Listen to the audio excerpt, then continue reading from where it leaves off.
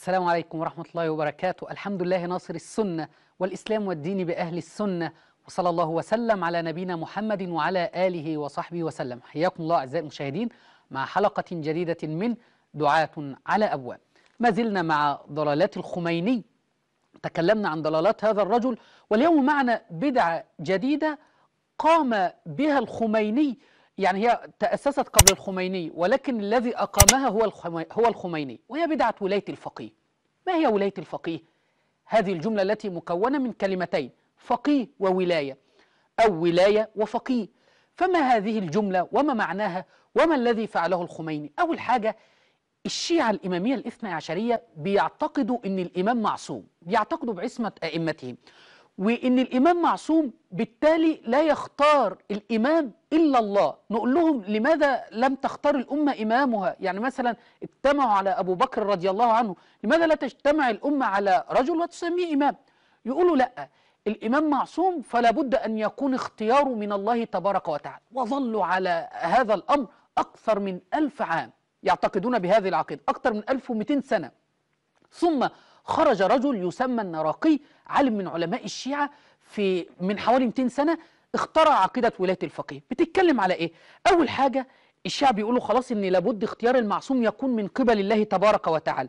نلاحظ ان بدعة ولاية الفقيه قلبت الموازين عند الشيعة، لان الشيعة اخر امام ليهم اللي هو كان يعلم علماء الشيعة ان محمد العسكري ان الحسن العسكري لم ينجب، فاخترعوا عقيدة الغيبة، ان الامام ظهر وغاب غيبة صغرى وهيخرج، وبعد الغيبة صغرى برضه ما خرجش، فقالوا بالغيبة الكبرى. فقعدوا 1200 سنة مستنيين الامام يخرج، اللي هو الامام المهدي بتاعهم، مستنيين ان هو يخرج، لم يخرج. فين الامام؟ لم يخرج. بقالكم يا شيعة اكتر من 1200 سنة بتقول اللهم عجل لوليك الحجة ولم يخرج. فانتوا امام امرين: اما الامام ده خيال وأنتم تنتظرون خيال، وإما أن أنتم بقالكم 1200 سنة ما خرجش رجل صالح يتقبل الله تبارك وتعالى دعاءه. فضلوا على هذا الأمر حتى قال الخميني: إحنا كده كل حاجة معطلة، الجهاد معطل، الجمعة معطلة، نعمل ايه؟ قالوا نخترع ولاية الفقيه، ان يقوم ولاية الفقيه. هذه الكلمة المكونة من جملتين: الفقيه اللي هو عالم الدين الشيعي، والولاية اللي هو ولايته للمهدي الاثني عشر، الامام الاثني عشر عندهم الثاني عشر. فقالوا هيخرج الولي الفقيه ويبقى مكان الامام، هو هيقوم بكل واجبات الامام. فخرجوا الشيعة عليه وقالوا: لا، انت كده اصبحت امام، واحنا كده اصبحنا مثل اهل السنة والجماعة، احنا ممكن الامة اللي هي تختار امام، وانت جاي بعد 1200 سنة تغير من ديننا. فاصبح الولي الفقيه مكان النبي. النبي اولى بالمؤمنين من انفسهم، لا، والولي الفقيه اولى بالمؤمنين من انفسهم. تعالوا بينا نشوف كمال الحيدري وهو بيعرف لنا ما هي صلاحيات الولي الفقيه المطلقة. هيا بنا نشاهد هذا الفيديو سوي. وهذا رأي كثير من فقهاء الإمامية وما بينهما، يعني أنه في الشأن التصدي لشؤون الأمة يبدأ مولانا من الذي يحق له أن يتصدى 5% إلى 10% إلى 20%، إلى أن تأتي نظرية ولاية الفقيه المطلقة، يقول كل الشؤون الثابتة للنبي والأئمة ثابتة ماذا؟ للفقيه الجامع للشرائط في زمن الغيبة. حتى قوله تعالى: النبي أولى بالمؤمنين من أنفسهم، الفقيه الجامع للشرائط أولى بالمؤمنين ماذا؟ من أنفسهم. وهذا بحث ندعو الله واقعا أن نعرض له، طبعا إن شاء الله تعالى إذا عرضنا له وبمقدمات هذا البحث، وأيضا نذكر خارطة الطريق عندنا أو خارطة البحث. كل الشؤون الثابتة للإمام للنبي صلى الله عليه وسلم وللإمام الأئمة عندهم ثابتة للولي الفقيه. خلاص مش محتاجين المهدي اللي هم قعدوا انتظروه أكتر من 1200 سنة. أجداد أجداد أجدادك يا شيعي كانوا بيقولوا زيك دلوقتي: اللهم عجل لوليك الحجة، اللهم عجل الفرج لوليك الحجة. ومات الجيل وخرج جيل بعدين مئات السنين، 1200 سنة. فقالوا خلاص، خرج الخميني سنة 1979 وطبق ولاية الفقيه. ومن ساعتها خلاص، مع ان احنا هنثبت في حلقة اخرى تكفير علماء الشيعة بل ومراجع للشيعة للخميني، وبعضهم كما قال المنتظري قال ان ولايه الفقيه المطلقه هذه اللي كمال حيدري بيقول عليها ولايه الفقيه المطلقه مكان للنبي للولي الفقيه ومكان للامام، هذه شرك كما قال كثير من علماء الشيعة وسنثبت ذلك. فالشيعة كان اعتقادهم قبل ذلك ان المهدي دور المهدي هو القيادة السياسية والدينية، ولكن خلاص انتظروه كتير ما خرجش. طب هنعمل ايه؟ فخرج الخميني وطبق هذا الامر، واصبح الخميني الان يقام الجمع، واصبح الان يجاهدوا في سوريا كما ترون الان من اجل قتل اطفال سوريا واغتصاب نسائهم. وايضا الخميني قال جملة غريبة جدا. ماذا قال الخميني؟ قال: قد مر على الغيبة الكبرى لإمامنا المهدي أكثر من 1000 سنة، وقد تمر ألوف السنين قبل أن تقتضي المصلحة قدوم الإمام المنتظر. ممكن يمر ألوف السنين وبرضه الإمام مش هيخرج. طب هتفضل الشرائع معطلة اللي النبي صلى الله عليه وسلم ظل 23 سنة يقدمها؟ لا، لازم نقوم بهذه الولاية. وقام الخميني وأصبح هو زي ما احنا بنقول كده الكل في الكل. تعالوا بينا نشوف دلوقتي حسن نصر الله وهو يقول ان اداره ولايه امرنا وقرار كل شيء اصبح ليس بيد المهدي، خلاص مش عايزين المهدي، الولي الفقيه. هيا بينا نشاهد هذا الفيديو سوي. ولايه الفقيه ان ناتي ونقول قيادتنا وادارتنا وولايه امرنا وقرار حربنا وقرار سلمنا وكذا هو بيد الولي الفقيه. قيادتنا وادارتنا وولايه امرنا وقرار حربنا وقرار سلمنا وكذا هو بيد الولي الفقيه. قيادتنا وإدارتنا وولاية أمرنا وجهادنا جلوسنا قيامنا كل شيء خلاص بقى بإيد مين؟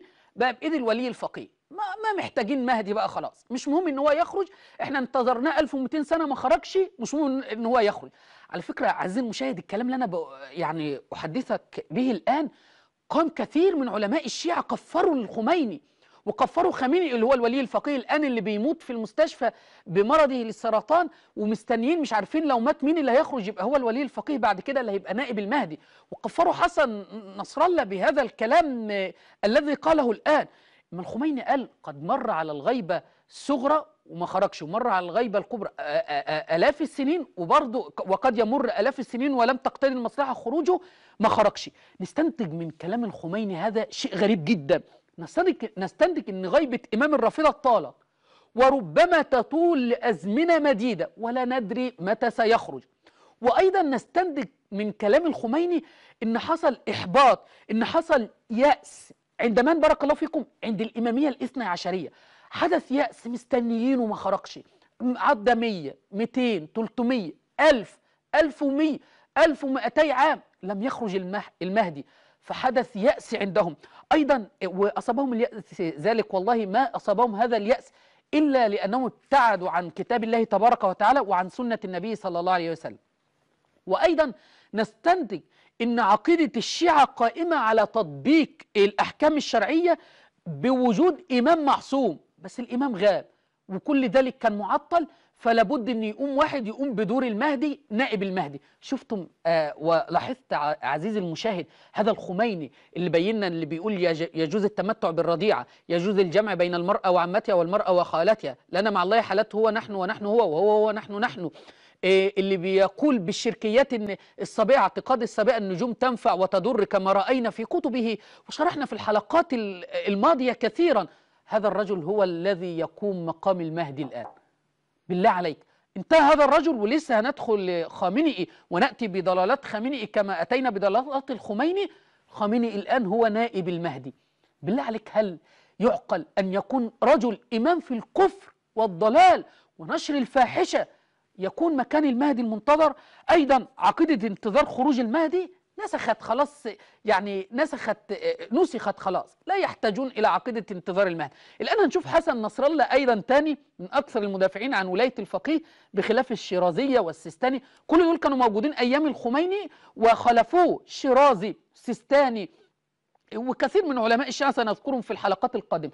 الآن هنشوف حسن نصر الله وبيقول إن تخطيط الأمة أيضا ليس بيد المهدي، خلاص لا يريد المهدي، بيد الولي الفقيه. هيا بنا نشاهد هذا الفيديو سوي.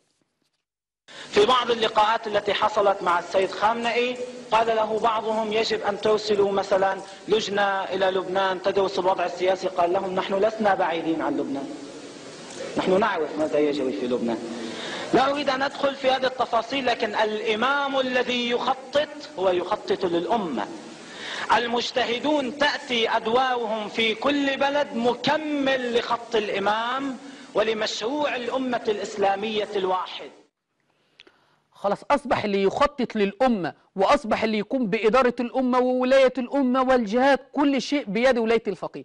يعني أعجب شيء إن أنا شفت فيديو النمر هذا وهو بيتكلم أمس، يعني كان فيديو قديم، بيقول نحن نريد تطبيق ولاية الفقيه في بلاد الحرمين، وأيضا يريدون تطبيق ولاية الفقيه في البحرين وفي مصر، بل وفي كل مكان.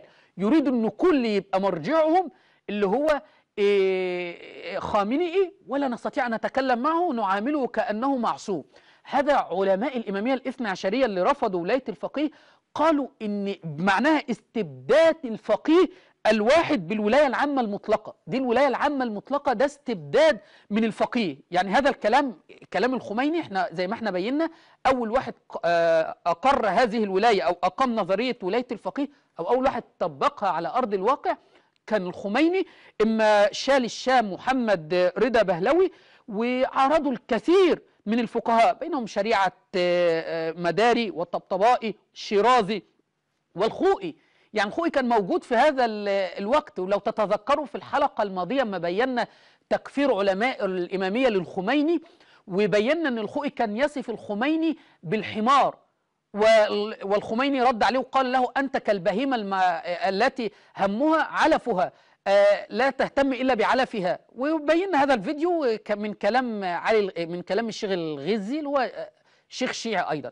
فأصبح الخميني خلاص استبد بالولاية الفقيه، لا نحتاج إلى إمام ولا نحتاج لأحد، خلاص احنا عندنا الولي الفقيه نائب الإمام. خلاص بقى لو الإمام عايز يتأخر ويتغيب أكثر من آلاف السنين، خلاص احنا استنيناه 1200 سنة ما خرجش، فخرج بهذه الولاية. وأنا يعني متى يشرق نورك أيها المهدي، كتاب للشيخ عثمان الخميس، اللي لو أحد أراد أن يتوسع في ولاية الفقيه كتاب جميل جدا رائع، يعني تستنتج منه أيضا ضلال هذه الولاية الفقيه.